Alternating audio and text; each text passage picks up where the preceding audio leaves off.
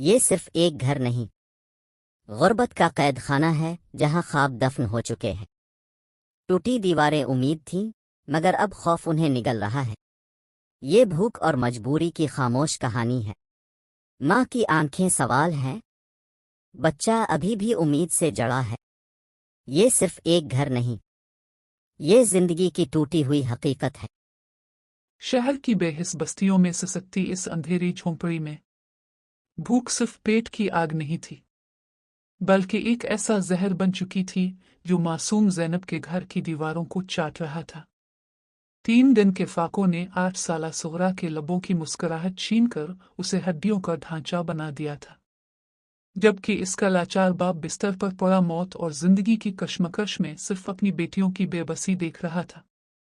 جب زینب سے اپنی بہن کی سسکیاں نہ دیکھی گئی تو وہ دیوانی وار شہر کی طرف بھاگی۔ وہ ہر دروازے پر گئی، ہر ہاتھ کے آگے دامن پھیلایا، مگر ہر جگہ سے اسے صرف ایک ہی جواب ملا، آگے بڑھو۔ تھک ہار کر وہ ایک ہسپتال کے کچرے کے ڈھیر کے پاس گر کر رونے لگی۔ اچانک اس کی نظر کوڑے میں پڑے ایک سرخ چمکتے ہوئے سیب پر پڑی۔ اسے نہیں معلوم تھا کہ وہ سیب ہسپتال کی لیبارٹری کا وہ زہریلا فضلہ ہے جسے ضائع کرنے کے لیے وہاں پھینکا گیا تھا۔ زینب وہ سیب لے کر خوشی خوشی گھر دوڑی۔ اس نے پکارا، صغرا، دیکھو میں کیا لائی ہوں۔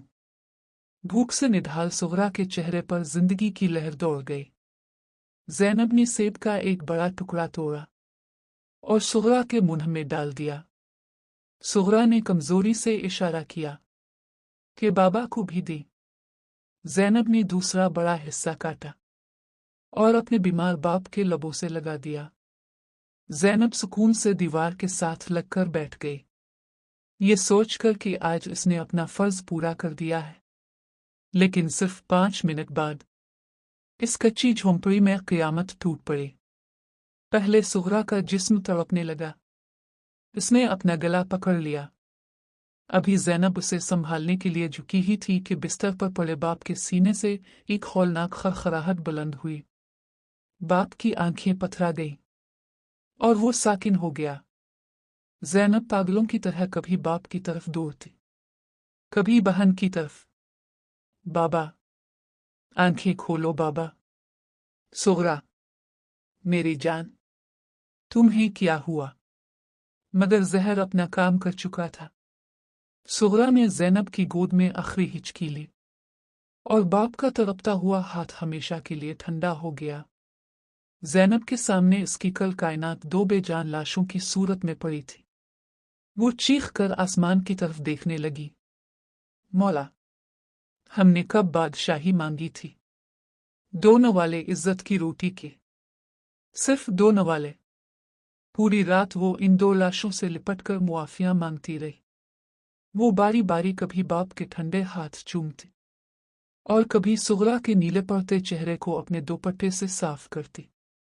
وہ ان کے کانوں میں سرگوشی کرتی، بابا مجھے معاف کر دو، صغرا مجھے معاف کر دو، میں تمہیں زندگی دینے گئی تھی، مجھے کیا معلوم تھا کہ میں تمہارا کفن لے کر آؤں گی۔ صبح جب محلے والوں نے دروازہ کھولا تو زینب دیوانہ وار ان کی طرف لپکی۔ اس کی آواز میں ہولناک درد اور پچھتاوا تھا۔ میں قاتل ہوں، مجھے مارو، مجھے سزا دو۔ مجمع خاموش تھا۔ پھر ایک بزرگ آگے بڑھے، ان کی آنکھیں اشک بار تھیں۔ انہوں نے زینب کے سر پر ہاتھ رکھا اور لرزتی آواز میں کہا، بیٹا چپ ہو جا، تو نہیں، ہم سب قصوروار ہیں۔ ہم نے اپنے بچوں کو نت نئے کھانے دیے، مگر تیرے پھیلے ہاتھ کو رد کیا۔ یہ جرم صرف تیرا نہیں، یہ پورے معاشرے کا ہے۔ یہ سزا ہم سب کو ملنی چاہیے تاکہ آئندہ کوئی بھوک سے نہ مرے۔ اسی مجمع میں سے ایک اور شخص کی آواز گونجی، جس کے لہجے میں تلخی اور سچائی تھی، اب کرو چندہ اکٹھا، پکاؤ دیگے مردہ پرستو۔ زندگی میں جو زندہ درگور تھے، جسے ایک نان نصیب نہ ہوا، اب اس کی موت پہ کور میں चावल और नान पेश करना।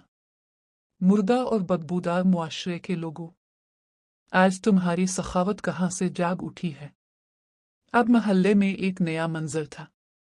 कुछ लोग खाने का बंदोबस्त कर रहे थे। रोटियां, देगे, चावल, सब कुछ तरतीब दिया जा रहा था। मगर इस बंदोबस्त में खुशी नहीं थी, सिर्फ शर्मिंदगी थी। ज़ैनब एक कोने में खामोश बैठी थी। उसकी आंखों में अब आंसू नहीं थे, सिर्फ खालीपन था। ये कहानी खत्म नहीं हुई, ये आज भी जारी है। जहां भूख मौजूद है और इंसानियत खामोश। ये कहानी सिर्फ एक घर की नहीं थी, ये एक पूरे मुआशरे का आईना थी। जहां भूख सिर्फ जिस्म को नहीं मारती, बल्कि इंसानियत को भी अंदर से खोखला कर देती है। ज़ैनब का अंजाम एक फर्द का नहीं था, ये हर इस खामोशी का नतीजा था, जो हम भूखे हाथ देखकर भी तोड़ नहीं पाते। और शायद असल सवाल ये नहीं कि ज़ैनब कातिल थी या नहीं। असल सवाल ये है कि हम सब किस हद तक शर्कन जुर्म हैं। ये कहानी खत्म नहीं हुई, ये आज भी जारी है। जहां भूख मौजूद है और इंसानियत खामोश।